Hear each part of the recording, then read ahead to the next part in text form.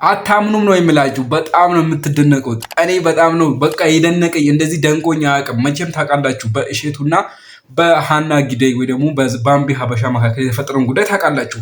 ከዛ ብዙ ቪዲዮዎችን ስክሮል እያደረግኩኝ ማለት ነው ምንድን ተፈጠረ ላጣራ እስኪ ምንድን ነው የእነሱ እንትና ምን አለ እያልኩኝ ባይ ማለት ነው። አንድ ሀሳብ መጣልኝ። እንደዚህ አይነት ጉዳዮች ሲፈጠሩ በደንብ ጽድት አድርጎ ለማህበረሰቡ የሚያስረዳው ኑቲ ነው። ዳሎል ኢንተርቴንመንት ምን ያደርጉላችኋለው? ዩቱብ ቻናል ዳሎል ኢንተርቴንመንት ገባው ሜምበር ነው። እኔ ከበፊቱም ጀምሮ እሱ ልጅ እከታተለዋለሁ። በጣም ጸዴ ልጅ ነው፣ ምርጥ ልጅ ነው። ከዛ ገብቼ ምንድን ነው እስቲ የእሱ ሀሳብ ብዬ ገብቼ ባይ አይናገርም። ሀሳቡን የእሱን አመለካከት አይናገርም። ምንድን ነው አንተ ልጅ እስኪ የአንተ ሀሳብ ምንድን ነው ንገረን በዚህ ጉዳይ ላይ። ሁሉም ሰው የራሱን ሀሳብ በጣም ቶሎ ይናገራል። አንተ ምን ታስባለህ ብዬ ጠየኩት። ምን ብል ጥሩ ነው? አይ እኔ ፈርቻለሁ በዚህ ጉዳይ ላይ አልናገርም ማለት እና ምንድን ነው ለምንድን ነው የፈራኸው ብዬ ብጠይቀው ምን ይላል መሰላችሁ? የ20 ኢሹ አለበት። አንድ አልናገርም፣ ሁለተኛ ደግሞ የሶሻል ነገር ነው አልናገርም። ትረዱኛላችሁ አለ። እሺ ወንድሜ እኔ ተረድቼሃለሁ። አሁን የምፈልገው እስቲ አንተ ያስረዳሃቸው ሰዎች ኮመንት ምን ብሎ ይጽፋሉ ብዬ ወደ ተገባውላችሁ ወደ ኮመንት። እኔ ይህን ቪዲዮ ሲሰራ 522 ኮመንቶች እዛ ዳሎል ኢንተርቴንመንት እዚህ ቪዲዮ የሰራው ስር 522 ቪዲዮዎች ኮመንቶች ተሰርተዋል። ከዛ ገብቼ ማንበብ ለህዝቡ ነግረሃቸው ነው እንዴ? ለነዛ ሁሉ ሜምበሮች እንዴት ተመሳሳይ ኮመንት ይጻፋል? ገብቼ ማንበብ ጀመርኩላችሁ። ከ522ቱ እኔ ያነበብኩት ሁለት ኮመንቶች ብቻ እሼቱን የሚቃወሙ ናቸው። ከዛ ሁሉም ማለት ነው ሁሉም ተመልከቱ። እስኪ ደክማችሁ ስክሮል አድርጉ ኮመንቱም ማለት ነው። ይኸው እንዳለ እሼቱን የሚደግፉ ናቸው። ሰው እንዴት በዚህ ልክ ተስማምቶ ተመሳሳይ ኮመንት ይጽፋል? የምሬ ነው። እስኪ በዚህ ጉዳይ ላይ የተሰሩ ቪዲዮዎችን ተመልከቱ። ሌላ ዩቱብ ቻናል ላይም እንደገና ደግሞ ቲክቶክ ላይም ተመልከቱ።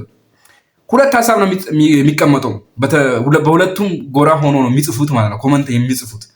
ግን እዚህ ዳሎል ኢንተርቴንመንት ስር ከነዚህ ከሁለትና ከሶስት ሜምበሮች በስተቀር 99% ተመሳሳይ ኮመንት ነው።